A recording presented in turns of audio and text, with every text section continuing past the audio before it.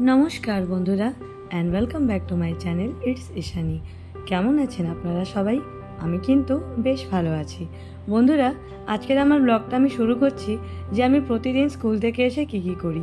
এই যে আপনারা এই বড় পুকুরটা দেখতে পাচ্ছেন, এটা কিন্তু আমাদের এখানকারই একটা খুব বিখ্যাত পুকুর, যেটার নাম হলো পদ্মপুকুর। এটা কিন্তু আমার ফেরার রাস্তাতেই পড়ে। তো আজকে আমি এই পুকুরটা থেকেই কিন্তু আমার ব্লগটা শুরু করছি।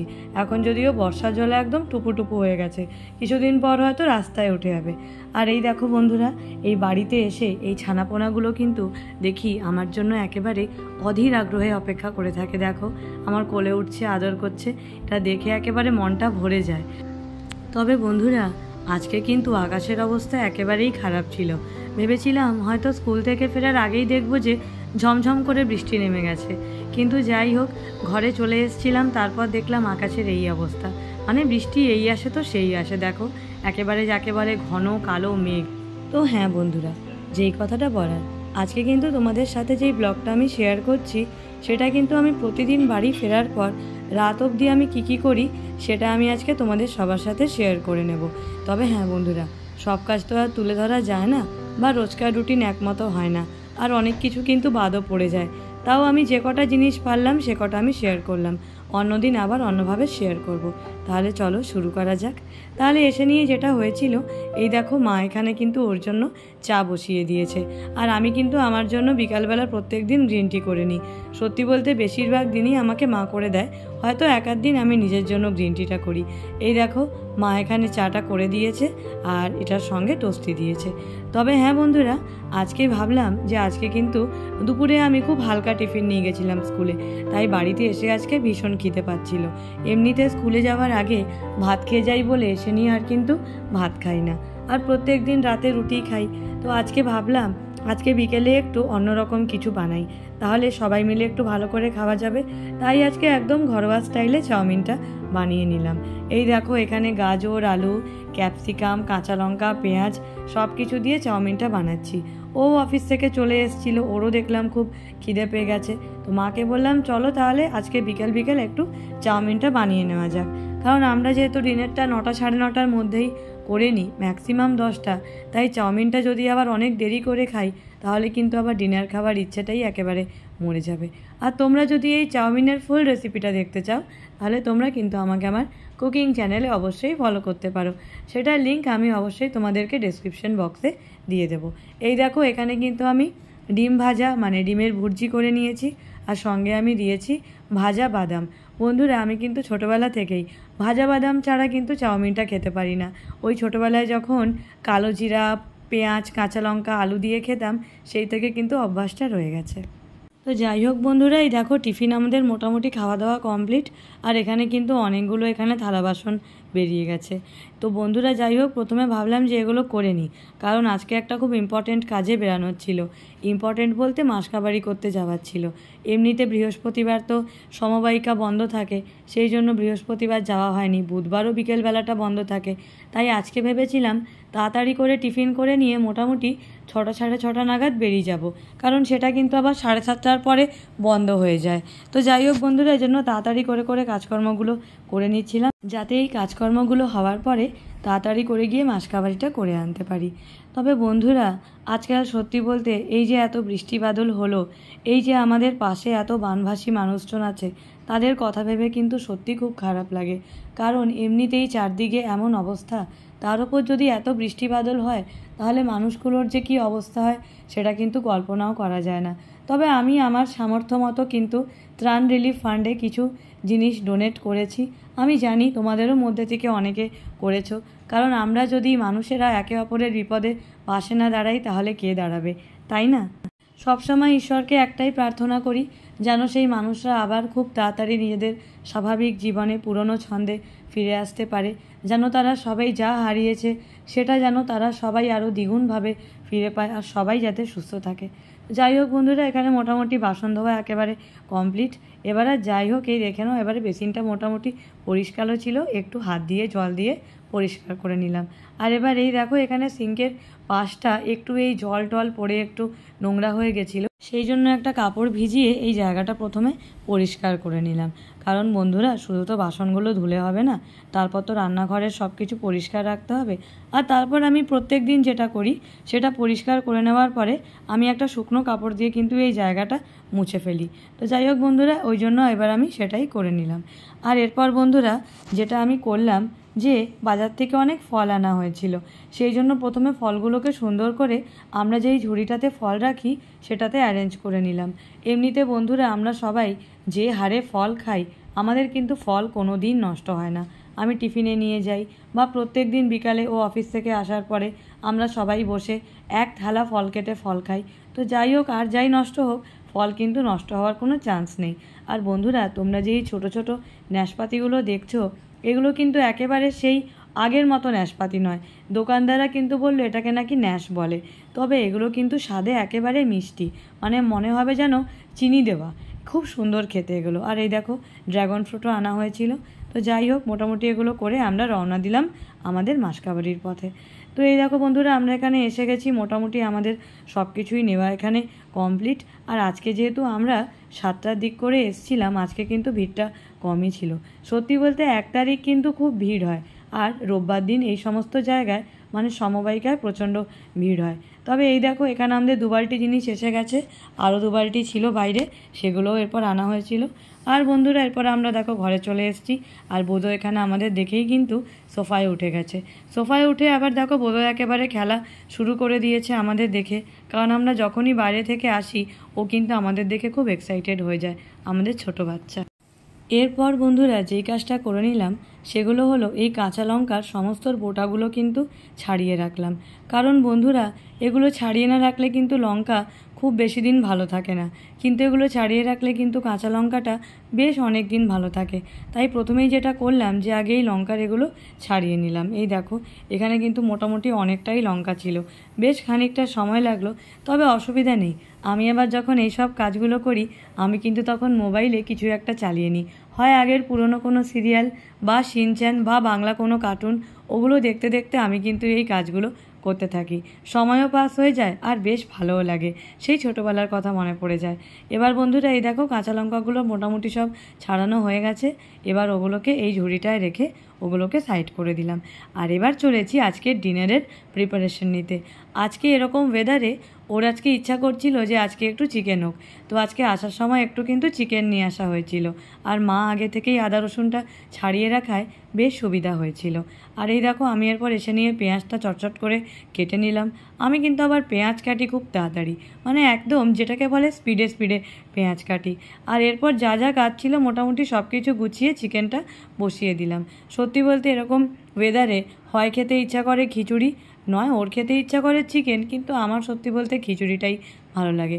তবে যাই হোক, আজকে এখানে চিকেন আর বোধোর জন্যও কিন্তু চিকেন রেখে দেওয়া হয়েছিল। তো এই দেখো বন্ধুরা, এখানে টমেটোটাও মোটামুটি কেটে নিচ্ছি। তবে সত্যি বলতে কি, আদা রসুনটা আগে থেকে ছাড়ানো থাকলে কিন্তু খুব সাহায্য মনে হয়, কারণ বাকি সব তো চটচট করে হয়ে যায়, কিন্তু রসুনটা ছাড়াতেই বেশি সময় লাগে। তো মা কিন্তু যেটা সব থেকে কঠিন কাজ, সেটা আগে থেকে এগিয়ে রাখায় আমার কিন্তু বেশ সুবিধা হয়েছিল। আর এই টমেটো কেটে নেওয়ার পরে এই মাংসের যে আলুগুলো দেবো আজকে, সেগুলো কিন্তু আগে একটু তেলের মধ্যে নুন আর হলুদ দিয়ে ভালো করে ভেজে নিচ্ছিলাম। বন্ধুরা, অনেককেই দেখেছি যে চিকেনে বা মাটনে এমনিতে কাঁচা আলুই দিয়ে দেয়। তবে সত্যি বলতে কাঁচা আলুর থেকে আলুটা কিন্তু একবার হালকা করে তেলে ভেজে নিলে সেটার টেস্ট কিন্তু খেতে আরও বেশি ভালো হয়। এবার আমি জানি না এক একজনের মুখে এক এক রকম টেস্ট, কিন্তু আমি চিকেন বা মাটন না খেলেও আলুটা তো খাই। তবে এই আলুটা একটু ভাজা অবস্থায় দিলেই কিন্তু আমার মনে হয় স্বাদটা যেন ভালো হয়। আর এরপর বন্ধুরা, এই তেলের মধ্যে দেখো গোটা গরম মশলা দিয়ে এই পেঁয়াজ কাটাটা এর মধ্যে দিয়ে দিয়েছি। আর পেঁয়াজটা যতক্ষণ না গোল্ডেন ব্রাউন হচ্ছে ততক্ষণ আমরা ভালো করে একটু ভাজা করে নেব। আর এরপর এর মধ্যে দিয়ে দিলাম আদা রসুন পেস্ট।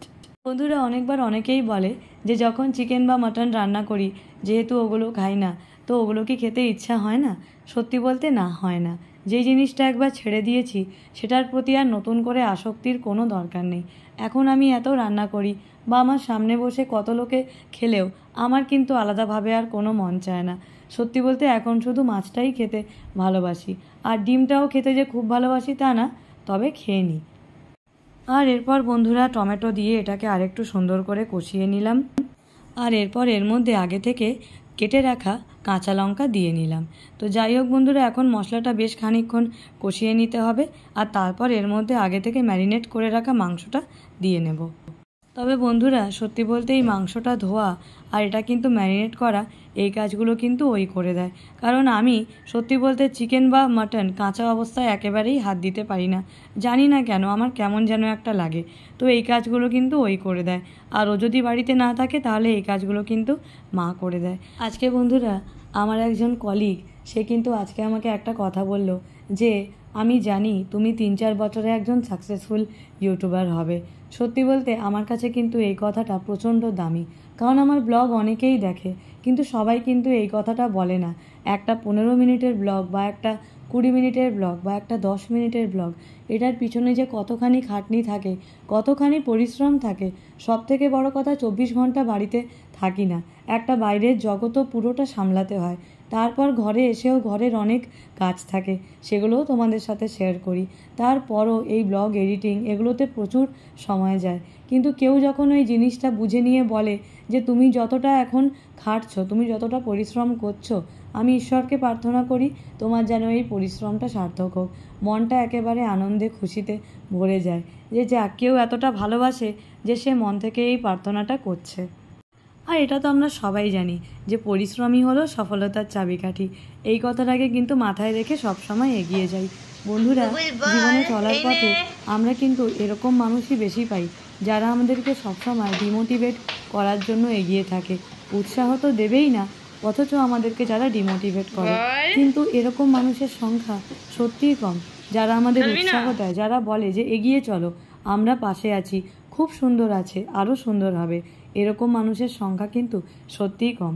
তবে এরকম একজনও যদি মানুষ আমাদের জীবনে থাকে, আর তার দেওয়া মোটিভেশন আর তার সাপোর্ট, এটাই কিন্তু আমাদেরকে এগিয়ে নিয়ে যেতে সাহায্য করে, তাই না? তো যাই হোক, এখানে মোটামুটি আমার রান্নাবান্না কমপ্লিট। এখানে বোতলে জলও ভরে নিয়েছি, আর এই দেখো বোধ এসে এখানে দাঁড়িয়ে আছে। আর এরপর যেটা করছি, প্রথমে আমি যেটা রোজই করি, খাবার আগে কিন্তু একেবারে বিছনাপাতি ঝেড়ে নিই। কারণ কি, সারাদিন যেহেতু ওঠা হয় নামা হয়, তো বিছনাপাতিগুলো এখানে ঝাড়া হয়ে গেছে, সব কিছু একেবারে ঠিকঠাক করে অ্যারেঞ্জ করে দিলাম। এরপর একেবারে ঘরটা ঝাড় দিয়ে তারপরে আমরা খেতে বসবো। বন্ধুরা, ডাইনিং টেবিল কিন্তু আছে, কিন্তু সত্যি বলতে শীতকাল ছাড়া কিন্তু আমরা ডাইনিং টেবিলে বসে খাই না। এই আমার বেডরুমে একটা ছোট টেবিল আছে, আমরা কিন্তু সবাই এখানেই বসে খাওয়া দাওয়া করি। তবে হ্যাঁ, মা কিন্তু অনেক সময় ডাইনিং টেবিলে বসে খেয়ে নেয়। তো যাই হোক বন্ধুরা, আমি এখানে মোটামুটি দেখো ঘর দুয়ার এখানে আমি ঝাড় দিয়ে নিচ্ছি, কারণ খাবার পর আর এই কাজগুলো হবে না। আর তোমরা তো জানোই যে যাদের ঘরে পেট থাকে তাদের কিন্তু ঘর সব সময় আরও বেশি করে ক্লিন রাখতে হয়, কারণ অন্যান্যদের তুলনায় তাদের ঘর কিন্তু একটু বেশি নোংরা হয়। তবে আমরা যদি ঘর পরিষ্কার রাখি তাহলে কিন্তু আমাদের ঘর সবসময় পরিষ্কারই থাকবে। তবে এই যে এরপর কিন্তু তোমরা দেখতে পাবে যে আমার এই ঝাড় দেওয়ার রাস্তায় বাধা হয়ে কে বসে আছে। এই দেখো আমার বোঝো বেবিকে, ও কিন্তু জানে যে আমি এখন ঝাড় দেবো, আর আমি যখন ঠিক ঝাড় দিতে যাই ও তখনই কিন্তু একেবারে নিষ্ঠাতে বসে থাকে। দেখো উঠছে না, অগত্যা আর কী করবো, আমি ওর পাশ দিয়েই কিন্তু ঝাড় দিয়ে নিয়ে গেলাম। ওর নিজের ইচ্ছা না হলে ওকে কিন্তু কেউ নিজের জায়গা থেকে 1 ইঞ্চিও সরাতে পারবে না। এই দেখো মোটামুটি ঘর আমার ঝাড় দেওয়া একেবারে কমপ্লিট। এরপর যেটা হলো, ওকে বললাম একটু এসিটা অন করে নাও, আমি গিয়ে তোমার খাবারটা নিয়ে আসি। আর বন্ধুরা, আমার জন্য কিন্তু আজকে সকালে মা একটু মাছের ঝোল রান্না করেছিল। জানতো যে আজকে রাতের বেলা চিকেন যদি হয়, সেই জন্য আমার জন্য আগে থেকে মাছটা উঠিয়ে রেখেছিল। তাই আমি কিন্তু আজকে রাতে একটু এই চিকেনের আলু ঝোল দিয়ে আর মাছ দিয়ে খেয়ে নিয়েছিলাম। তো ওই দেখো ও এখানে খেতে বসে গেছে, ওকে এখানে আমি মোটামুটি খাবার সার্ভ করে দিয়েছি।